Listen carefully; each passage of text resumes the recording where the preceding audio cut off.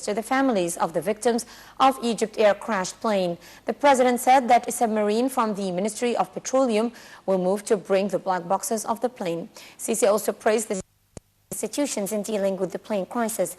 The president added that investigation results will be announced when authorities reach results. The MOPCO project is to boost the plans for development of the agricultural sector, as well as would help in widening the scope of the industrial investments here in Egypt. The project also aims at developing the petrochemical industry and is considered a distinguished model in maximizing the added value of the natural gas and thus achieving high economic values.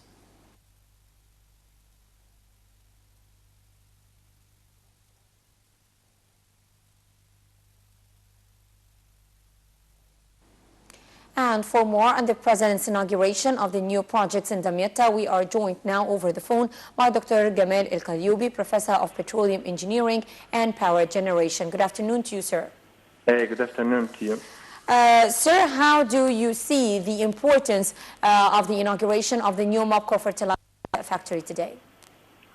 Okay, firstly, you know well that's one of the biggest challenge for us, how to maintain the agriculture across Egypt. One of the main sources for that one, just to keep the prices and the availabilities of the fertilization system inside the country available with a normal price allowed to the farmers to be more attractive in terms of profitabilities to buy such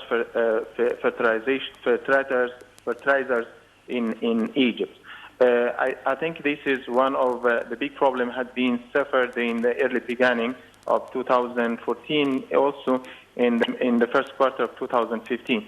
But look like that the situation for that such challenge, petroleum ministry have been solved the matter by additional 2 product lines, and this is production lines included and manufacturing under the umbrella of the national company, which is Petrojet, one of the a portion big company under the umbrella of the oil industry in Egypt. This portion will allow to come up to amounts close to 2 million of tons of fertilizers, which is to us to more activate and achieve 30% of what Egypt inclusively needs for the forthcoming agriculture season.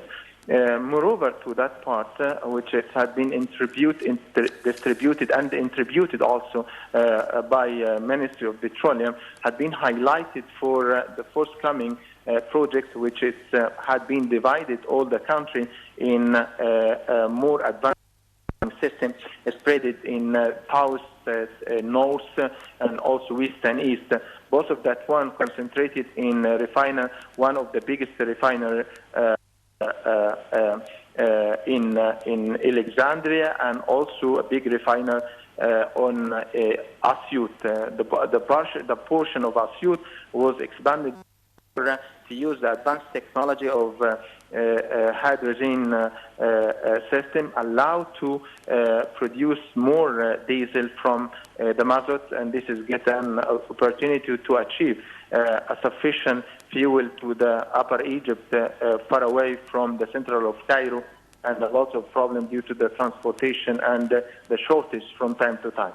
By this way also has been contributed a portion of the investment also with a good results by the new had been put in the production, which is known as it's a gas grant field, and this grant field had achieved to Egypt almost close to 400 million cubic of feet of gas per day, which is a big portion. It's representative almost 65% of our shortage of the gas had been already achieved and had been supplied by put that grant field in the production of Egyptian activities. This portion will add a value to maintain the fuel, and specifically due to the shortage of the problem of the fuel tube, which is representative almost 71% of what we need, specifically in Upper Egypt, in mid of Delta, some of the western in the west area, like Matruh, like this area. All of this they use a fuel domestic, which use normal tube, had been fabricated and manufacturing and filled central Cairo, and after that spread it to Upper Egypt, to the different places. By the new plan to expand the gas lines across this area and will feed up. And already today had been announced by the Ministry of Petroleum that 7.5 million of different buildings in Egypt had been supplied by gas fuel line, which is eliminate this in the future to use any more tube, and will satisfy all what the needs of the population. Okay. Dr. Gamal Al-Ayyubi, Professor of Petroleum Engineering and Power Generation, thank you very much for your input in this regard, sir. Moving on with our news bulletin, earlier President Abdel Fattah Sisi received a phone call from Abu Dhabi Crown Prince Sheikh Mohammed bin Zayed offering United Arab Emirates condolences for the victims of the crashed Egypt airplane. Presidential spokesman Ambassador Ala Youssef said that Sheikh Mohammed expressed his country's solidarity with Egypt with a work of strong and unique relations that bond the two countries. For his part, President Sisi expressed his deep gratitude to Abu Dhabi Crown Prince as well as Emirates supporting stances for Egypt. Also, China's President Xi Jinping offered condolences for both President Sisi and French President François Hollande for the victims of the crashed plane. The Chinese president expressed his deep sorrow for the families of the victims. The search for the missing Egypt Air flight MS-804 continued on Sunday. Planes and vessels from Egypt, France, Greece, Britain, the United States and Cyprus continued searching a wide area of the eastern Mediterranean. The Egyptian Navy also continued their search operation for the wreckage and the black boxes of the plane.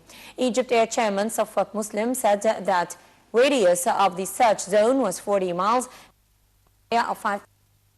It said that it may be expanded. A European satellite spotted a 2-kilometer-long oil slick in the Mediterranean, about 40 kilometers southeast of the aircraft's last known position. Military spokesman Brigadier Mohammed Samir posted a number of pictures of the recovered debris and some of the passengers' belongings online. The pictures showed a charred piece of the plane's body with the Egypt Air on it, several seats and life jackets. Meanwhile, the head of Egypt's air investigation team, Captain Ayman Al-Muqaddim, discussed with the French delegation the latest developments regarding the search operation. The causes of the crash. The French delegation includes 3 investigators from the French Aviation Safety Agency and a representative of the plane's manufacturer.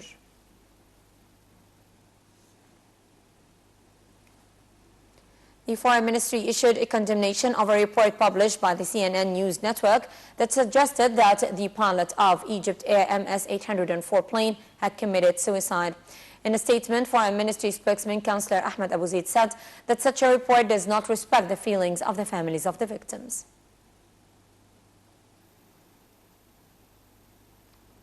The Arab League's representatives and ambassadors of the UN Security Council's permanent member states continued their meeting on Sunday at the bloc's headquarters in Cairo.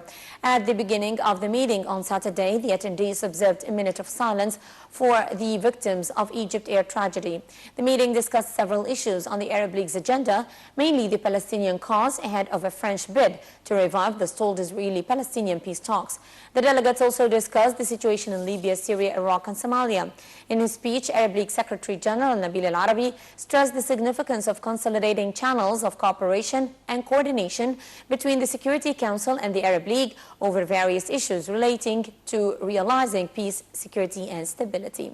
Al-Arabi also called on the Security Council to revise its mechanism to allow it to shoulder its responsibilities regarding its dealing with crises that threaten international peace and security, as well as to solve dispute through peaceful channels.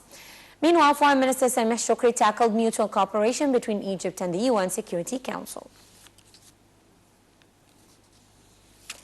Bombing suspected to have been carried out by the Daesh group killed at least 8 people in northeastern Syria hours after a top U.S. commander's visit. U.S. Central Command General Joseph Votel made a secret visit to